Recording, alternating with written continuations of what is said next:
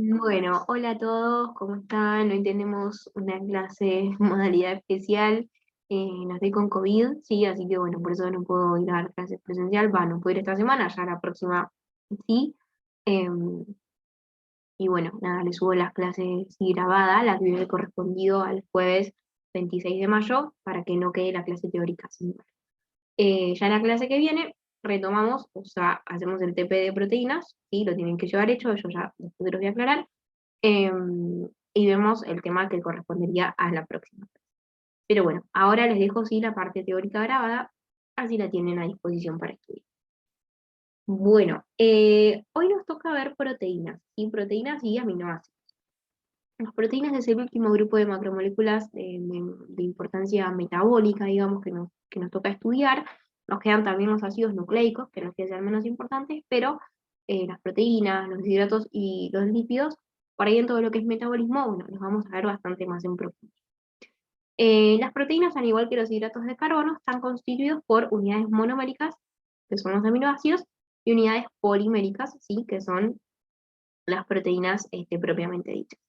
Entonces, si recordamos, un monómero era la molécula más pequeña que podíamos obtener por hidrólisis sin de la macromolécula.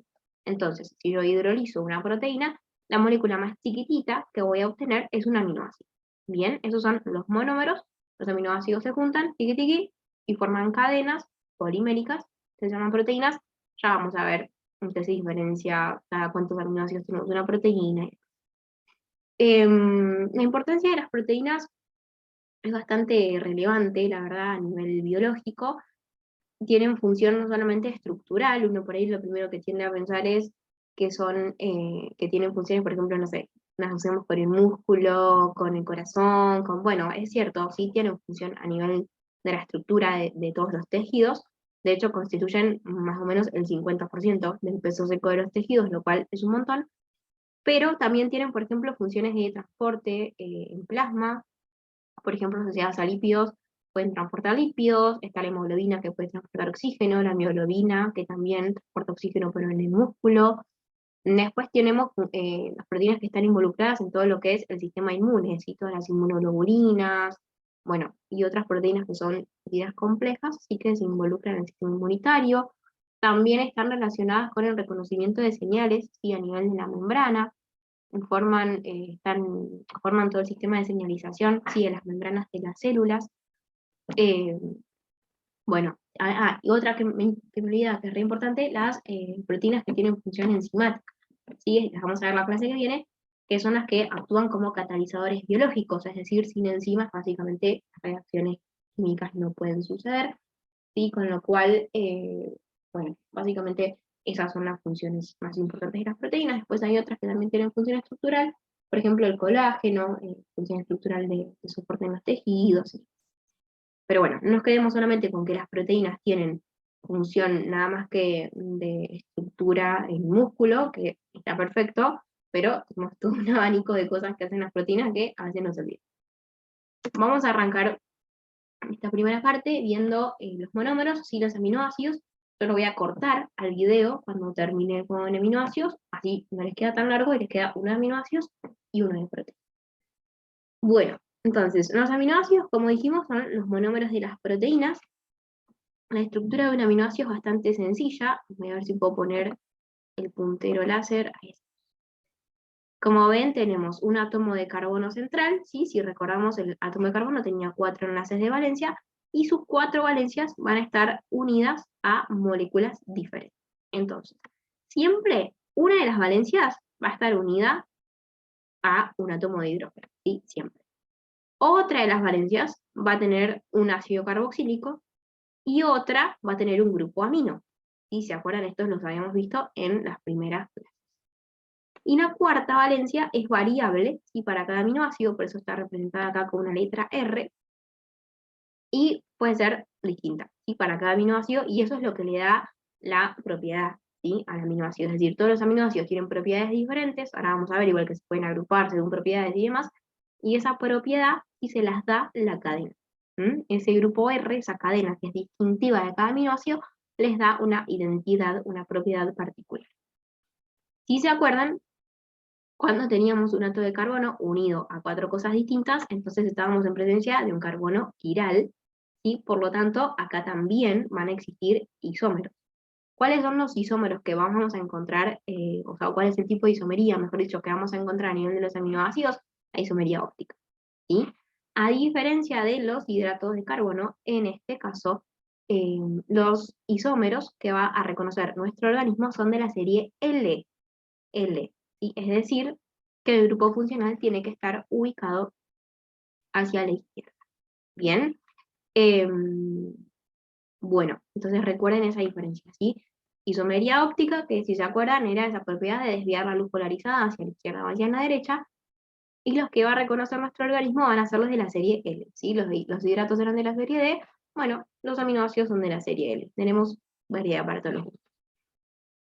A la vez, al tener un carbono unido a 4 cosas distintas, nos aparece la posibilidad de que aparezcan isómeros, ¿sí? Espaciales, ¿sí? Que en este caso eran los enantiómeros. Recuerdan que eran los que eran imagen especular uno de otro, pero que no eran superponibles. ¿Bien? Bueno, ese es el tipo de isomería entonces que tenemos presente en los aminoácidos. Vamos a ver un poquito lo que les decía acá de las cadenas. Em, el power te voy a subir aparte, ¿sí? Por las dudas si el video llega a tapar alguna partecita. Bien, fíjense que está recuadrada en celeste, ¿sí? Toda la parte que es común de todos los aminoácidos. Fíjense que tenemos el carbono central, el átomo de hidrógeno, el grupo amina y el grupo carboxilo. Y está recuadrada en amarillo la parte que es distinta, es decir, la cadena R, ¿sí? La que es variable para cada aminoácido. Fíjense, por ejemplo, la glicina es el aminoácido más sencillito que tiene otro hidrógeno, o sea que justo la glicina es una excepción de todo lo de isomería que charlamos recién, porque sus 4 valencias sí no están unidas a 4 cosas distintas. Fíjense que las 2 valencias está una con hidrógeno y otra con hidrógeno. Listo, chau, ya no hay posibilidad de isomería. Bueno, ven que este es el más sencillito. Después, por ejemplo, miren, tenemos la alanina, que tiene un grupo metilo, tenemos la valina, que tiene una cadena ramificada, la leucina tiene una cadena ramificada, bueno, en fin. Ven que las cadenas R, o sea, las cadenas laterales, son distintas para cada aminoácido. ¿Sí? En la naturaleza se conocen 20 aminoácidos de importancia biológica, es decir, aminoácidos hay un montón en la naturaleza, hay un montón, un montón, un montón. Ahora bien, los que constituyen las proteínas, y las proteínas de nuestro organismo son 20, ¿sí? Nada más. O sea que esos 20 aminoácidos se repiten y se combinan de maneras diferentes para formar un montón de tipos de proteínas. ¿Se tienen que acordar esto? O sea, ¿qué aminoácido, qué cadena tiene cada uno? No. ¿Sí? No particular, yo no les voy a preguntar, tipo, bueno, la leucina, coméntame, ¿qué tipo de cadena lateral tiene? Pero, sí se tienen que acordar la clasificación y además que después lo vamos a ver. Bueno, frente a este concepto de que solamente 20 aminoácidos son los que forman parte de las proteínas del organismo, tenemos 11 que son no esenciales y 9 que son considerados aminoácidos esenciales. ¿Qué quiere decir que un aminoácido sea esencial? Así como los ácidos grasos, ¿se acuerdan que los esenciales eran los que el organismo no tenía posibilidad de sintetizar y entonces sí o sí los tenemos que incorporar con la dieta? Bueno, con los aminoácidos esenciales pasa exactamente lo mismo. Y nosotros en nuestro organismo podemos sintetizar un montón de aminoácidos, pero estos 9 que están acá no los podemos sintetizar. Entonces sí o sí hay que incorporarlos con la dieta. Como tarea les dejo para que busquen en qué alimentos podemos encontrar estos 9 aminoácidos sí, esenciales. Y acá lo que tienen dibujado no es el aminoácido entero, sino la cadena lateral, ¿sí? De cada aminoácido. Que son triptófano, treonina, valina, lisina, leucina, metionina, histidina, fenilalanina e isoleucina. Se los puedo preguntar, esto sí, ¿sí? Esto sí lo tienen que saber y se lo tienen que acordar. ¿Cuáles son los 9 aminoácidos esenciales?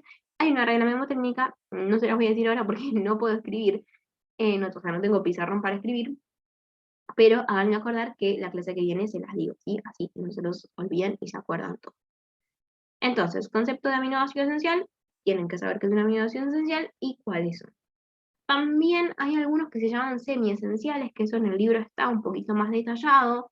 No sé cómo lo ven en NutriNormal, tampoco quiero introducir conceptos que por ahí no ven en otras materias, pero un aminoácido semiesencial es aquel que se puede sintetizar, a partir de algunos aminoácidos, pero que sí o sí necesitamos incorporar algunos aminoácidos para que se sinteticen. Y, o sea, sí o sí necesitamos como incorporar el precursor. ¿Mm? En cambio estos no se pueden sintetizar de ninguna manera. O sea, sí o sí hay que incorporarlos en los alimentos, porque no se pueden eh, sintetizar en el organismo. Esta clasificación, ¿sí?, de aminoácidos esenciales, semiesenciales, no esenciales, es variable. Varía según cada autor. De hecho, en el libro creo que no toma exactamente los mismos 9 aminoácidos. Algunos los toma como semiesenciales. Pero no importa. Nosotros nos vamos a quedar con esta, sí, que es la más común y la más usada. Pero bueno, sepan eso, sí, sepan lo que es un aminoácido esencial, acuérdense cuáles son, pero también recuerden que es un concepto que la clasificación es dependiente, sí, de cada autor. ¿Bien? Bueno, vamos a ver un poquito más cómo se clasifican estos aminoácidos. Yo les había dicho que la cadena R sí era la que les daba propiedad, identidad. Bueno, según cómo sean estas cadenas R, vamos a tener distintos grupos en los que podemos clasificar o agrupar a nuestros aminoácidos. Entonces, empecemos por los más sencillitos. ¿Sí? Un grupo que tenemos es el de aminoácidos no polares. ¿Sí? Fíjense, todas las cadenas laterales que tienen son no polares. ¿Ven? No polar, no polar, no polar. No polares, por lo tanto, son aminoácidos que se consideran, sí, neutros, si no tienen carga. Si son no polares, recuerden que esta partecita va a ser entonces insoluble en agua, ¿sí? Y fíjense que son todas cadenas hidrocarbonadas, algunas son ramificadas. Miren esta, la de la prolina, ¿sí?, que forma un ciclo. Yo se las puse acá aparte, porque a veces la prolina, en el blanco de hecho lo considera así, por eso les hago esta salvedad, se considera un inminoácido, ¿sí? Porque esto que está acá se llama grupo inmino. Si ustedes se fijan, el grupo amino está como conectado, formando un ciclo con la cadena R. Entonces, por eso esto se llama inmino, y por eso se lo llama inminoácido, ¿sí? Es una salvedad, ¿sí? Bien, entonces, aminoácidos no polares, aquellos que, no polares, perfecto, aquellos que tienen cadenas hidrocarbonadas no polares, ¿sí? No tienen carga. Tienen que acordar cuáles son.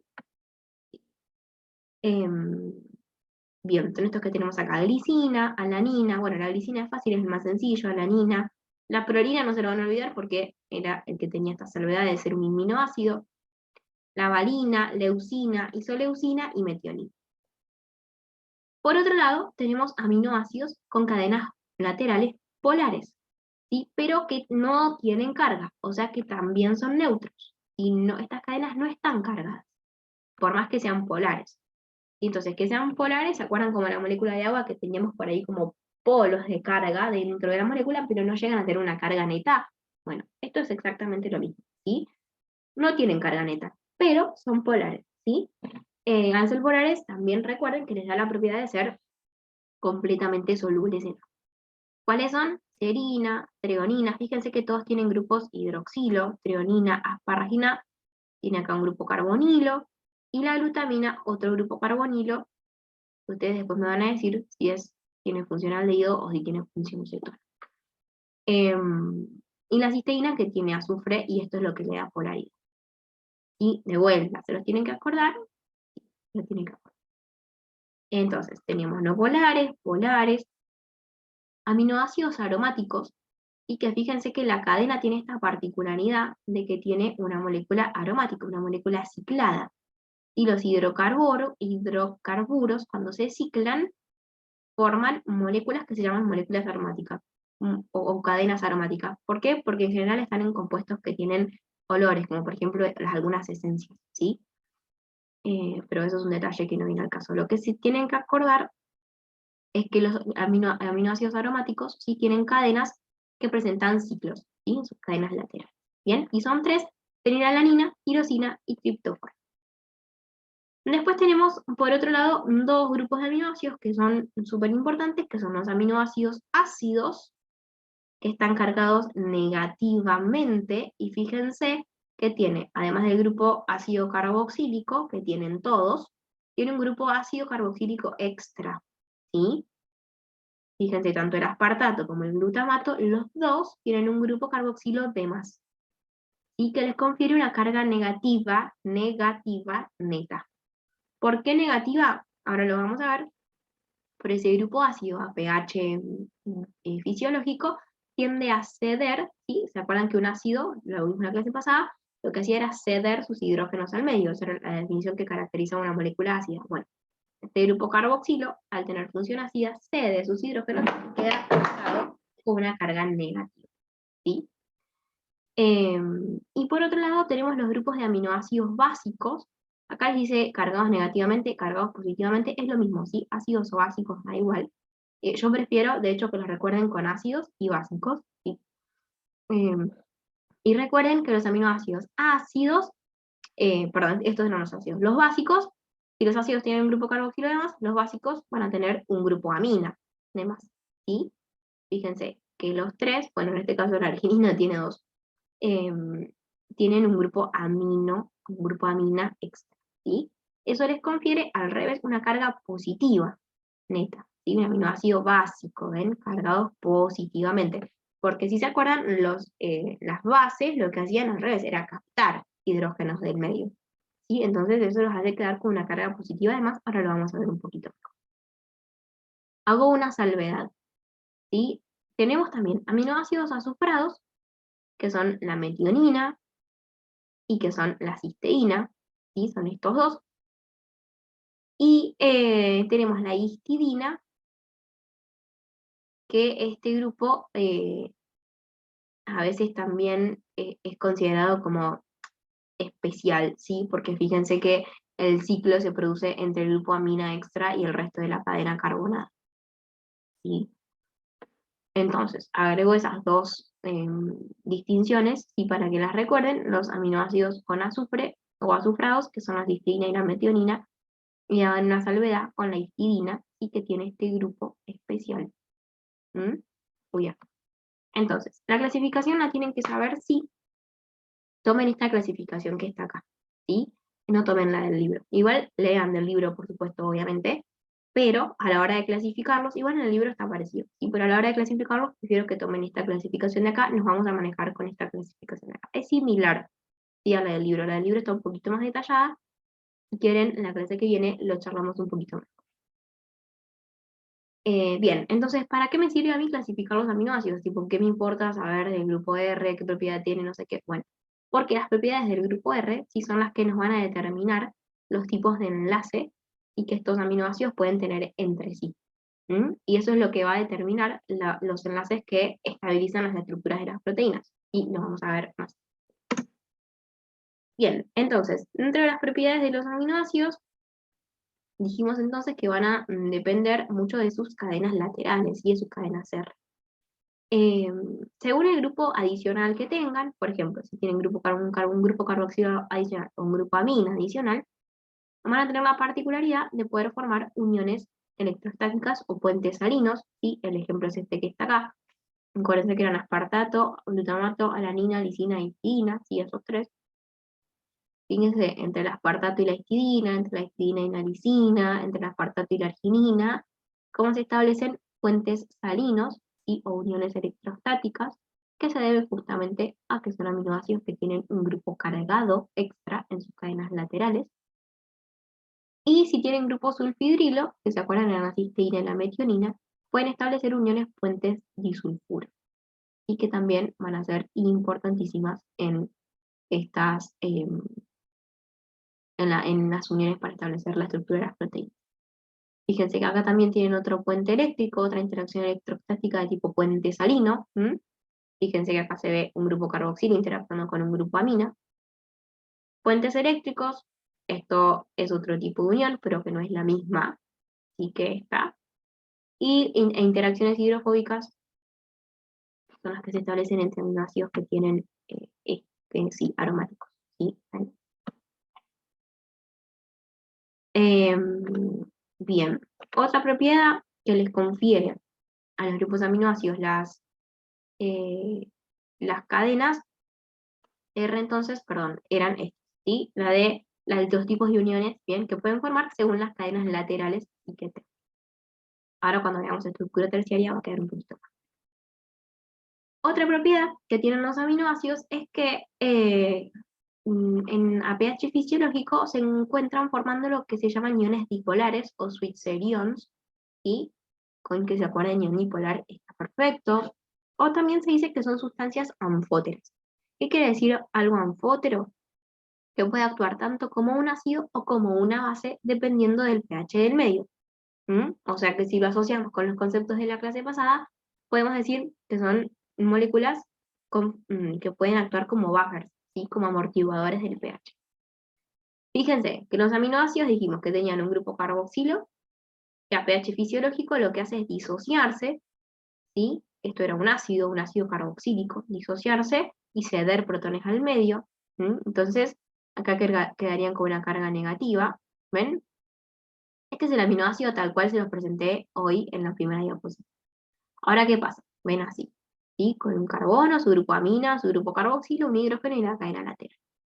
A pH fisiológico, el ácido carboxílico se encuentra así, protonado, ¿sí? Cargado. ¿Por qué? Porque se dio un protón, está cumpliendo su función de ácido. Entonces ven que acá queda con una carga negativa neta. Y también a pH fisiológico, el pH de la sangre, que oscila más o menos entre 6,8, 6,5 y 7,4, de 7,4 y 7,8, el grupo amino entonces actúa como una base.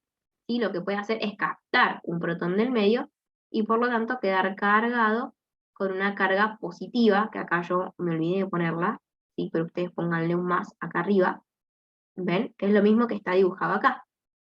Entonces, esta forma de ion dipolar, fíjense que en una misma molécula tenemos un extremo cargado con una carga neta negativa y otro extremo con una carga neta positiva. Entonces eso hace que tenga dos cargas, esas cargas se anulan y dan una carga neta cero, ¿sí? Pero en la misma molécula tenemos dos partes de esa misma molécula con cargas, una carga negativa y otra carga positiva. Eso es lo que se llama ion dipolar o momento dipolar del aminoácido.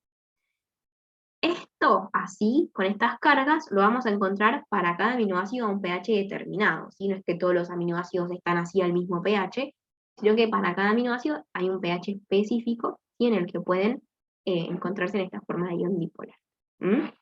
Entonces, la carga neta del aminoácido va a depender del pH del medio.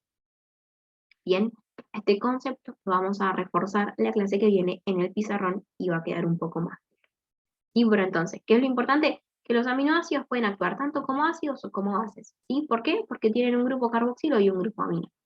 Y si encima tenemos un aminoácido ácido que tiene un grupo carboxilo extra, tiene como un poder más pro, digamos, para tener una función de ácido o de base. Y lo mismo con los aminoácidos básicos, ¿sí? Bien, pero ¿qué es lo que les da esta característica de ser anfóteros? La presencia de un grupo carboxilo y un grupo amino que pueden actuar como ácidos o como bases. Bien. Bueno, esto es lo que se llama entonces carácter anfótero, ¿sí? De los aminoácidos, que fíjense cómo pueden ir actuando como ácidos o como bases según vaya cambiando el pH. Partamos de un aminoácido así, ¿sí? Miren solamente esta partecita. Esto es un aminoácido, acá dice ion híbrido o ion dipolar, es lo mismo, dijimos que a pH fisiológico los aminoácidos en general están así, ¿sí? Cargados, en forma de ion dipolar. Imagínense que el pH baja, ¿sí? Porque, no sé, lo que sea, bajó un poquito el pH. Quiere decir que la concentración de hidrogeniones en el medio aumentó, ¿sí? Entonces fíjense que el grupo carboxilo va a poder captar un protón del medio, ¿sí? Y va a poder anular ese cambio de pH, ¿sí?